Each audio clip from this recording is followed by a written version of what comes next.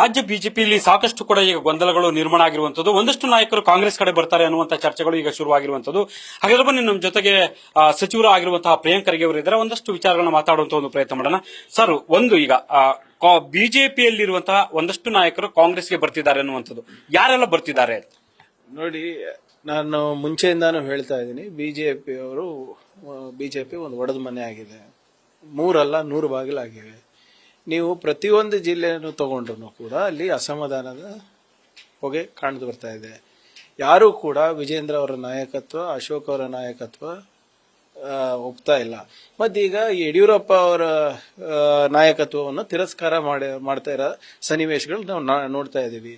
ಮೋದಿ ಅವರು ಬಂದರೂ ಕೂಡ ಅವರ ಹಿರಿಯ ನಾಯಕರು ಹೋಗ್ತಾ ಇಲ್ಲ ಅಂದ್ರೆ ಎಷ್ಟು ಅಸಮಾಧಾನ ಇದೆ ಅಂತ ತಾವೇ ಊಹಿಸ್ಕೋಬಹುದು. ಮುಂಬರುವ ದಿನಗಳಲ್ಲಿ ಇನ್ನ ಹೆಚ್ಚಾಗ್ತದೆ ಇದು ಅಸಮಾಧಾನ. ಇನ್ನ ಬಹಳಷ್ಟು ಗೊಂದಲಗಳಿವೆ. ಬರ್ತಾರೆ, ಬಹಳಷ್ಟು ಜನ ನಾಯಕರು ಬರ್ತಾರೆ. ಸ್ಥಳೀಯ ಮುಖಂಡರು ಆಗ್ಲೇ ಬಿಟ್ಟು ಬರ್ತಾ ಇದ್ದಾರೆ. ನಮ್ಮ 2ನೇ ಪಟ್ಟಿ ಘೋಷಣೆ ಆದ್ಮೇಲೆ ಅಲ್ಲಲ್ಲಿ ಅಲೈನ್ಮೆಂಟ್ ಆಗುತ್ತೆ. ಸರ್, ಸದಾನಂದ ಗೌಡ್ರು ಸಂಪರ್ಕದಲ್ಲಿದ್ರ ಅಥವಾ ನಿಮ್ ಜೊತೆಗೆ ಬರೋದಕ್ಕೆ ಕಾಂಗ್ರೆಸ್ ಬರೋದಕ್ಕೆ ಏನಾದ್ರು ಮಾತುಕತೆ ಆಗಿದೆ? ನೋಡಿ, ಅವೆಲ್ಲ ಹೇಳಕ್ಕಾಗಲ್ಲ ಅಲ್ಲ. ಎಲ್ಲರೂ ಯಾರ್ಯಾರು ಸಂಪರ್ಕದಲ್ಲಿದ್ದಾರೆ, ಏನೇನ್ ಮಾಡ್ಬೇಕು, ನಾವು ರಾಜಕೀಯ ತಂತ್ರವನ್ನು ಮಾಡ್ತೀವಿ. ಬರೇ ಬಿಜೆಪಿಗೆ ಬರುತ್ತಾ? ಅವರು ಒಂದು ಕಾಂಗ್ರೆಸ್ ಬರ್ತಾರೆ, ಅಭ್ಯರ್ಥಿ ಆಗ್ತಾರೆ ಅನ್ನುವಂತ ಚರ್ಚೆಗಳು ಮುಂಚೂಣಿಗೆ ಬಂದಿರುವಂತದ್ದು. ನೋಡಿ, ಅದೆಲ್ಲ ನಮ್ಗೆ ಗೊತ್ತಿಲ್ಲ. ಬಟ್ ಅವ್ರೇನೋ ವರಿಷ್ಠರು ಅವ್ರವ್ರ ದೊಡ್ಡವ್ರ ಲೆವೆಲ್ ಅಲ್ಲಿ ಮಾತಾಡ್ತಾ ಇದ್ದಾರೆ.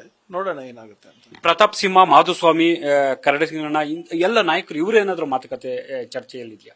ಇಲ್ಲ, ನನಗೆ ಅದ್ರ ಬಗ್ಗೆ ಹೆಚ್ಚು ಮಾಹಿತಿ ಇಲ್ಲ. ಎಲ್ಲರ ಬಗ್ಗೆನೂ ಹೆಚ್ಚು ಮಾಹಿತಿ ಇಲ್ಲ. ಒಂದಿಬ್ರು ನಾಯಕರು ಯಾರು ನನಗೆ ನೇರವಾಗಿ ಸಂಪರ್ಕ ಮಾಡಿದ್ದಾರೆ, ಅದ್ರ ಬಗ್ಗೆ ಅಷ್ಟೇ ಮಾಹಿತಿ. ಅದನ್ನ ನಾನು ಆಗ್ಲೇ ಮಾನ್ಯ PCC ಅಧ್ಯಕ್ಷರಿಗೆ ಮತ್ತೆ ಮುಖ್ಯಮಂತ್ರಿಗಳಿಗೆ ತಿಳಿಸಿದ್ದೀನಿ. ಅಂದ್ರೆ ಒಂದಷ್ಟು ನಾಯಕರು ನಿಮ್ಮ ಸಂಪರ್ಕದಲ್ಲಿದ್ದಾರೆ ಅನ್ನುವಂಥದ್ದು.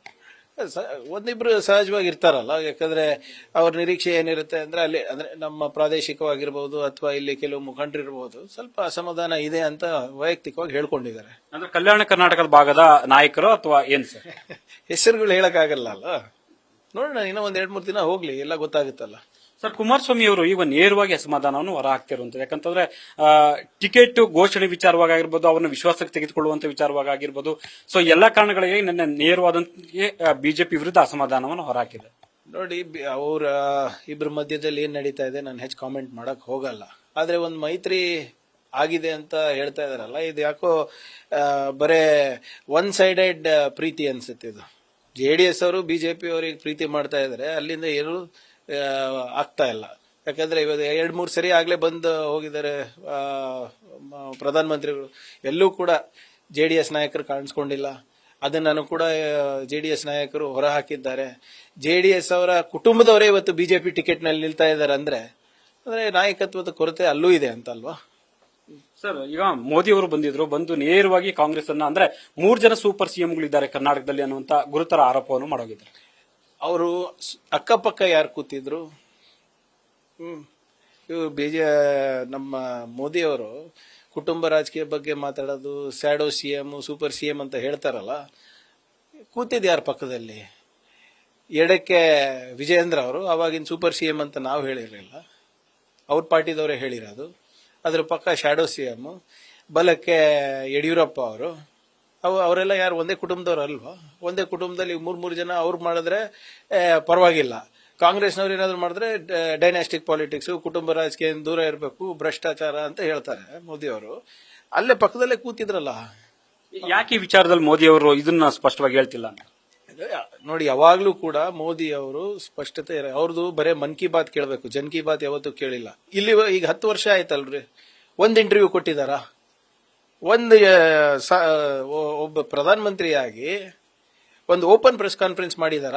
ಅವ್ರ ಸ್ಕೀಮ್ಗಳ ಬಗ್ಗೆ ಆಗ್ಲಿ ಅಥವಾ ಅವರ ನೀತಿಗಳ ಬಗ್ಗೆ ಆಗ್ಲಿ ಯಾವ್ದ್ರ ಬಗ್ಗೆ ಮಾಡಿದಿರ?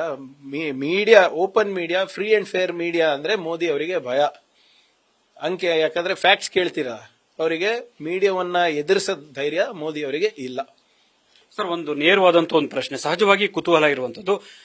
ಕಲಬುರಗಿ ಲೋಕಸಭಾ ಕ್ಷೇತ್ರದಲ್ಲಿ ಮಲ್ಲಿಕಾರ್ಜುನ ಖರ್ಗೆ ಅವರು ಸ್ಪರ್ಧೆ ಮಾಡ್ತಾರೆ AICC ಅಧ್ಯಕ್ಷರು ಅನ್ನುವಂತ ಚರ್ಚೆ ಆಗ್ತಿರುವಂತದ್ದು. ನೋಡಿ, ಮಲ್ಲಿಕಾರ್ಜುನ್ ಖರ್ಗೆ ಸಾಹೇಬರು ಈಗಾಗಲೇ 50 ವರ್ಷ ಸಕ್ರಿಯ ರಾಜಕೀಯದಲ್ಲಿ ಇದ್ದಾರೆ ಆಸ್ ಎ ಎಲೆಕ್ಟೆಡ್ ರೆಪ್ರೆಸೆಂಟೇಟಿವ್. ಅವ್ರು ಏನೇ ನಿರ್ಧಾರ ತಗೊಂಡ್ರು ಕೂಡ ಇವತ್ತು ನಾಳೆ ಅವರು ಸೋನಿಯಾ ಗಾಂಧಿ ಅವ್ರು ಮಾತಾಡ್ಕೊಂಡು ನಿರ್ಧಾರ ತಗೋದ್ರು. ಇವತ್ತು CEC ಇದೆ, ಅವರೇ AICC ಅಧ್ಯಕ್ಷರಿದ್ದಾರೆ. ಸೊ ಅವ್ರ ತೀರ್ಮಾನ ಏನ್ ತಗೋತಾರೆ ಅದ್ರ ಮೇಲೆ ನಾವೆಲ್ಲರೂ ಅಲೈನ್ ಆಗ್ತೀವಿ. ಅಂದ್ರೆ ಹೈಕಮಾಂಡ್ ಅಂದ್ರೆ ಸೋನಿಯಾ ಗಾಂಧಿ ಅವ್ರ ಜೊತೆ ಚರ್ಚೆ ಮಾಡಿ ತೀರ್ಮಾನ ತೆಗೆದುಕೊಳ್ಳುವಂತದ್ದು. ಅವರೇ ಅಲ್ವಾ ಹೈಕಮಾಂಡ್ ಈಗ. ಅವರು ಅದೇನಾಗಿ ಅವರು ರಾಹುಲ್ ಗಾಂಧಿ ಅವರು ಸೋನಿಯಾ ಗಾಂಧಿ ಅವರು ಕೂತ್ಕೊಂಡು ಚರ್ಚೆ ಮಾಡಿ ಅದಾದ್ಮೇಲೆ ಅವ್ರ ನಿರ್ಧಾರ ತಗೋತಾರೆ. ಅವ್ರ ನಿರ್ಧಾರ ಫಸ್ಟ್ ನಾವು ವರಿಷ್ಠರಿಗೆ ತಿಳಿಸ್ಬಿಟ್ಟು ಆಮೇಲೆ ಮುಂದಿನ ನಡೆ ನೋಡ್ತಾರೆ. ಸರ್, ಅವರು AICC ಅಧ್ಯಕ್ಷರಾಗಿರುವಂತಹ ಕಾರಣಕ್ಕಾಗಿ ಕರ್ನಾಟಕದ ಮಟ್ಟಿಗೆ ಅವರು ಸ್ಪರ್ಧೆ ಮಾಡಿದ್ದೇ ಆದಲ್ಲಿ ಒಂದಷ್ಟು ಕಾಂಗ್ರೆಸ್ಗೆ ದೊಡ್ಡ ಮಟ್ಟದಲ್ಲಿ ಗೈನ್ ಆಗುತ್ತೆ ಅನ್ನುವಂತಹ ಚರ್ಚೆಗಳು ಕೂಡ ಈಗ ಮುಂಚೂಣಿಗೆ ಬಂದಿರುವಂತದ್ದು. ನೋಡಿ, ಈಗಾಗಲೇ ಹೋದ ಬಾರಿ ಕೂಡ ಖರ್ಗೆ ಸಾಹೇಬರು ಇಲ್ಲಿ ಕರ್ನಾಟಕದಲ್ಲಿ ಚುನಾವಣೆ ನಡೆದಾಗ ಬಂದು ನಾನು ಭೂಮಿ ಪುತ್ರ ಇದ್ದೇನೆ, ನಾನು ಈ ಮಣ್ಣಿನ ಮಗ ಇದ್ದೇನೆ, ನನಗೋಸ್ಕರ ತಾವೆಲ್ಲರೂ ಕೆಲಸ ಮಾಡಬೇಕು, ತಾವು ಆದಷ್ಟು ಸೀಟನ್ನು ನನಗೆ ಗೆಲ್ಸ್ಕೊಡ್ಬೇಕು, ನನಗೆ ಡೆಲ್ಲಿನಲ್ಲಿ ನನ್ನ ಮರ್ಯಾದೆ ಪ್ರಶ್ನೆ ಇದೆ ಅಂತ ಹೇಳಿದಾಗ 130,000 ಸೀಟು ನಮ್ಮ ಅಧ್ಯಕ್ಷರು, ನಮ್ಮ ಅಂದಿನ ವಿರೋಧ ಪಕ್ಷದ ನಾಯಕರು ಎಲ್ಲರೂ ಒಗ್ಗಟ್ಟಾಗಿ ಒಮ್ಮನಸ್ಸಿಂದ ನಾವು ಕೆಲಸ ಮಾಡಿ ಅದೇ ರೀತಿ ಈಗಲೂ ಆಗುತ್ತೆ. ಅವರು ಸ್ಪರ್ಧೆ ಮಾಡಲಿ ಮಾಡದೇ ಇರಲಿ, ಇಲ್ಲಿ ಏನು ನಮಗೆಲ್ಲ ಒಂದು ಹೆಮ್ಮೆ, ಒಬ್ಬ ಕನ್ನಡಿಗ ಹೋಗಿ ಇವತ್ತು AICC ಅಧ್ಯಕ್ಷರಾಗಿದ್ದಾರೆ ಅಂದರೆ ಅದು ಸಾಮಾನ್ಯ ಮಾತಲ್ಲ.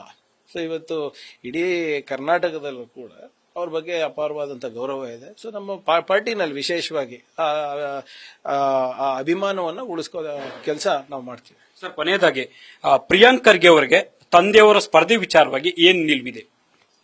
ನಾವು ಪಕ್ಷದ ಶಿಸ್ತಿನ ಸಿಪಾಯಿ. ಈಗ ನಾಳೆ ನಿಮ್ಗೆ ಟಿಕೆಟ್ ಕೊಟ್ಟರು ನಾವು ಅಷ್ಟೇ ಕೆಲಸ ಮಾಡ್ಬೇಕಲ್ಲ. ಸೊ ಏನೇ ಇದ್ರೂ ಕೂಡ ಪಕ್ಷದ ಏನ್ ನಿಲುವು ಇರ್ತದೆ ಅದ್ರ ಪ್ರಕಾರ ನಾವು ಎಲ್ಲರೂ ಕೆಲಸ ಮಾಡೋದು ನಮ್ಮ ಧರ್ಮ ಇದೆ, ನಮ್ಮ ಕರ್ತವ್ಯ ಇದೆ, ಅದ್ರ ತಕ್ಕಂಗೆ ನಾವು ನಡ್ಕೋತೀವಿ. ಸೊ ಇದಿಷ್ಟು ಕೂಡ ಸಚಿವರಾಗಿರುವಂತಹ ಪ್ರಿಯಾಂಕ್ ಖರ್ಗೆ ಅವರ ಸ್ಪಷ್ಟವಾದ ಮಾತುಗಳು. ಕ್ಯಾಮರಾ ಪರ್ಸನ್ ಅಭಿರಾಜ್ ಜೊತೆ Harish Kapul, news first, Bengaluru. News first ನಿರ್ಭೀತಿಯಿಂದ ನಿಮ್ಮ ಪರವಾಗಿ.